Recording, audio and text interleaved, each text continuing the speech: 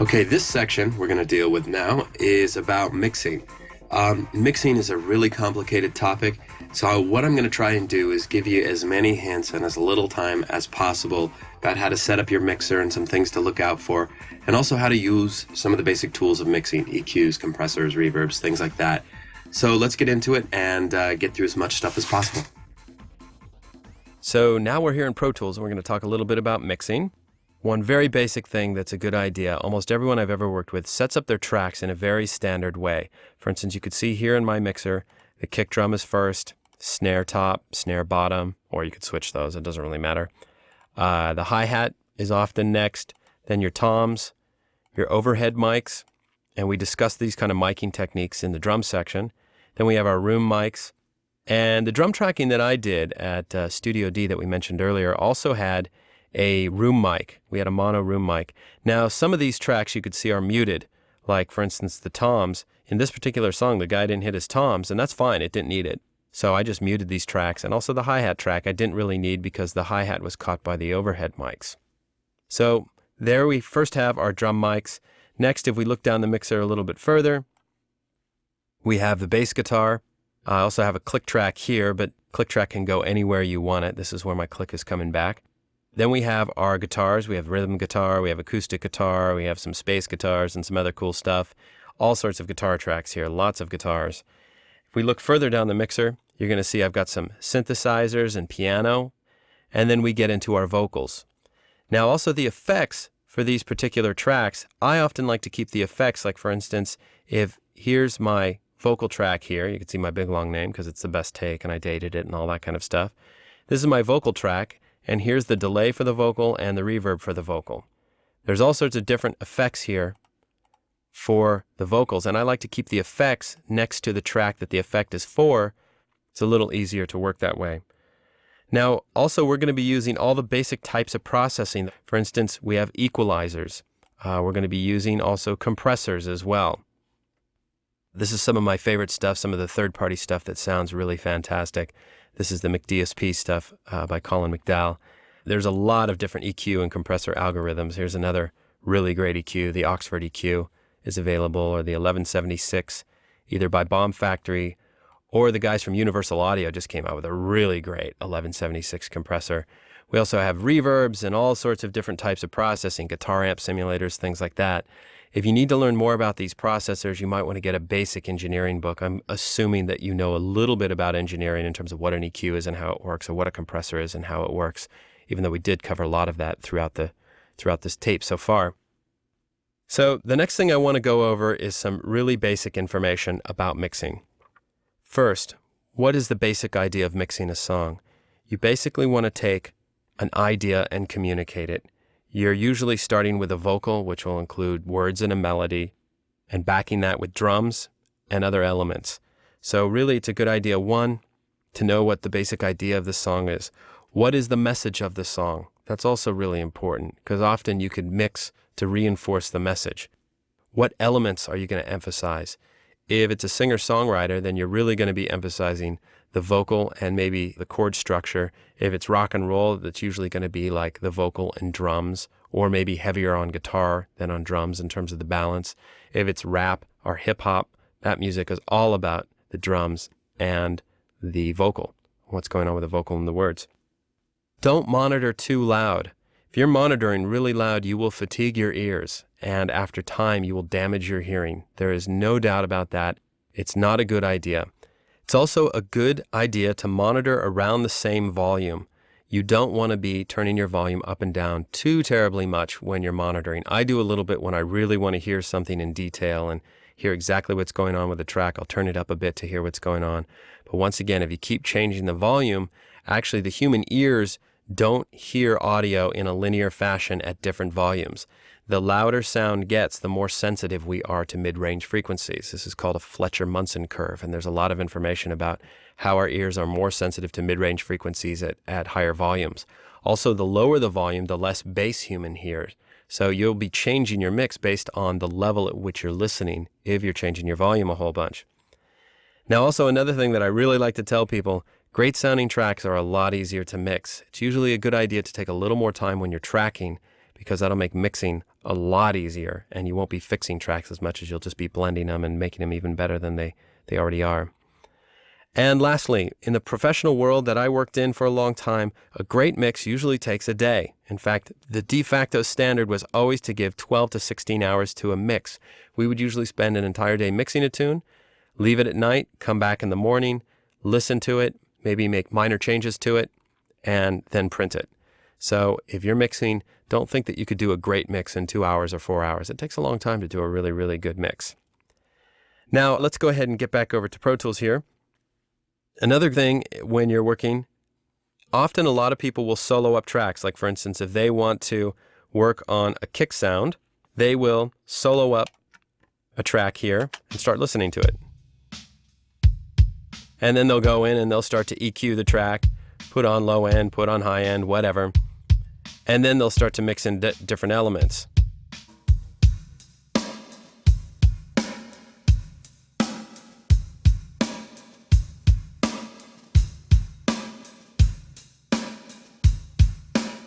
Now, the one problem with this is that as you add on tracks in your mix, other tracks will affect the tracks you're hearing. Basically, the phase relationship of these different tracks is affecting what you're hearing. So it's a better idea, if you can, to maybe solo tracks to really hear if there's any problems with a given track that you want to get rid of first. Maybe you want to noise gate a kick drum track or something like that. But often it's a good idea to EQ or compress with all of your tracks up, so you know how that track is going to sound in relation to the other tracks in your mix. Also, starting, as I mentioned earlier, starting with the drums and then maybe adding the vocal on is also a really good idea. So let me give you a couple suggestions that I've learned that I see to be kind of standards. One, on a kick drum, usually the low end, kind of the boom of the low end, is somewhere between, I'd say, 60 cycles and like 110 cycles. You'll sweep through that range and you'll find kind of a sweet point for a given kick. So you could boost that up. We don't want to go too high. We went over there.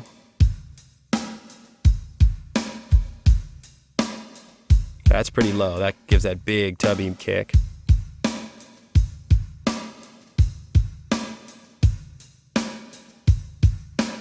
So you find the frequency that you like on that kick, and it could be down in that low area somewhere. And really it's up to your ears in terms of what you like. And then you might back off your EQ a bit so you're not overgaining the low end. And once again, having it in relation to your other tracks is a good idea. Usually with kick drums, there's a bit of mud between like 200 cycles and about 500 or 600 cycles, so I usually like to dip out those muddier frequencies. And then depending on the type of music you're doing, you can add some snap in the high end, anywhere from, all the way down to 1K up to 10K. Like I've heard a lot of heavy metal stuff that just has a ton of 10K on the kick to give it that really, really aggressive snap sound. On the snare drum, often I like this particular snare. The top of the snare drum is not where the snares are, right? It's just the top of the drum. So if you want a little more kind of low end bonk, as I like to call it, in the snare drum, you might add somewhere between like 150 to 300 cycles, like I have going on here. The top of the snare, added a little bonk in there, and also a little bit of high end sizzle to it as well.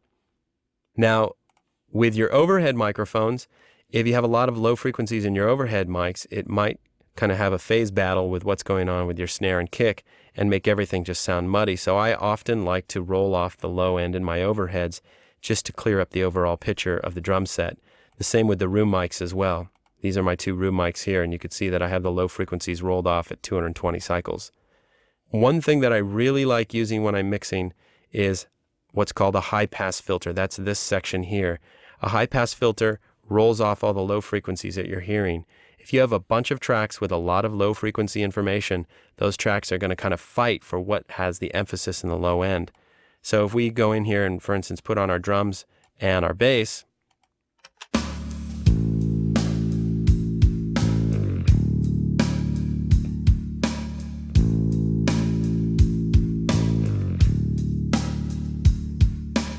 now, the reason the bass isn't real muddy and fighting with the drums is because I rolled off some of the real low end and I let the kick be the body of the tune. You can switch this if you want as well. Roll off the low end of the kick, have a tighter kick, and have the bass really open and big in the low end. But if you have both elements big down there in the low end, they can fight each other, and that could create problems, and then you'll have no solid, good low end in your mix. Jumping back to the drums here for a second. Now I also have 2 reverbs going on the drums, which I found to be very common in the big studio as well. And one is working just to kind of fatten up the drums. So we have a long reverb that I just muted, and we have a short reverb. I use that just to fatten the drums up a bit. Otherwise they just sound a little skinny. If you don't have a good room that you're recording in as well, like this room tends to fatten up the mix as well. Let's go ahead and listen to this room alone right here. What we'll do is unsolo the drums and I'll just solo the room mics.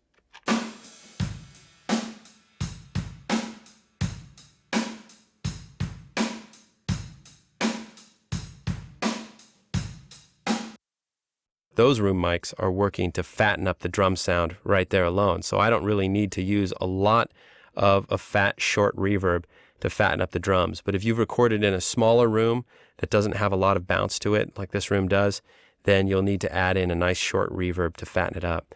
Now, another thing with reverbs on drums, or reverbs in general, on songs with faster tempos, you're typically going to use shorter reverbs, because longer reverbs with faster tempos will just clutter up your mix. With songs with slower tempos, you can get away with using longer reverbs. Now for this particular song, since I wanted kind of a bigger, heavier feel to it, I also used a long reverb on the drums as well to give them a sense of space.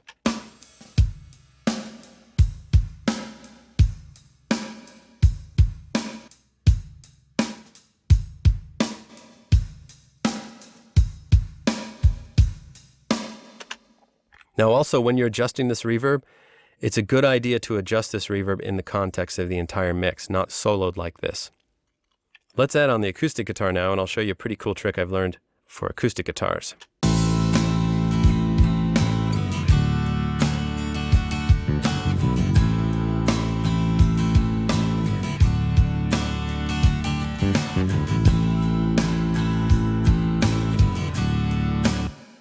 Now, one thing I saw a producer do once that I now hear all over the radio, take an 1176 compressor and kind of really smash the guitar, and it sounds really good, especially because a lot of guitarists will play with too much dynamics. In fact, most players, they'll play with too much dynamics, and you have to use compressors to level out their dynamics so everything blends smoothly in a mix.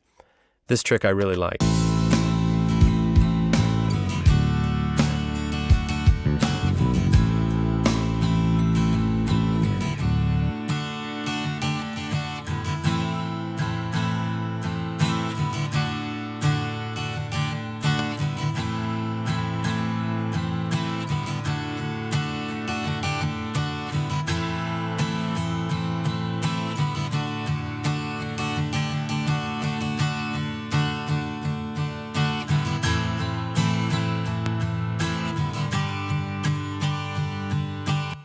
Now you don't have to use this type of compressor to do this trick, but this particular compressor on acoustic guitars is pretty common actually. Now I would talk about the vocals, but if you go back to the vocal tracking section, I showed a lot of the tricks that we use in mixing vocals in terms of using delay taps either to fatten or to give it kind of a bigger spacey feel, and also a reverb. And once again with a reverb, if you use a tight reverb, it'll fatten stuff up. If you use a longer reverb, it'll give it that kind of bigger, like you're in a coliseum type of feel. Now, electric guitars, boy, there's not a whole lot of rules with electric guitars. Electric guitars, fit them in where you can, twist the knobs until it sounds right. But again, one thing I really like to do is roll off the low end so it doesn't interfere with the bass or the drums. So now in some songs that are really, really guitar-centered, you would leave that low end in and you might roll it off the bass or the kick or something like that. I've heard that on a lot of tunes as well.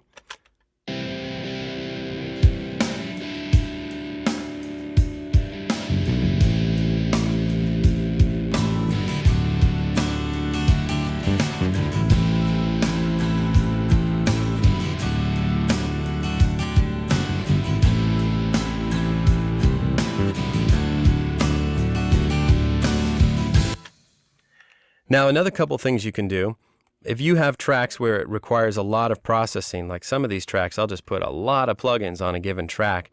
Often it's a good idea to bus these tracks to another track and print it. Another thing I like to do, for instance, if you're finishing a tune and you want the tune to sound as loud as other songs that you've heard on the radio, often it's a good idea to use a peak limiter.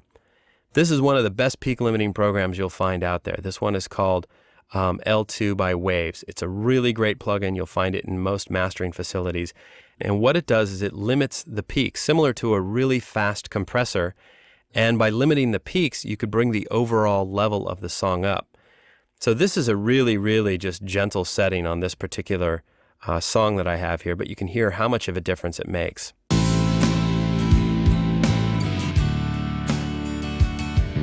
That's without it.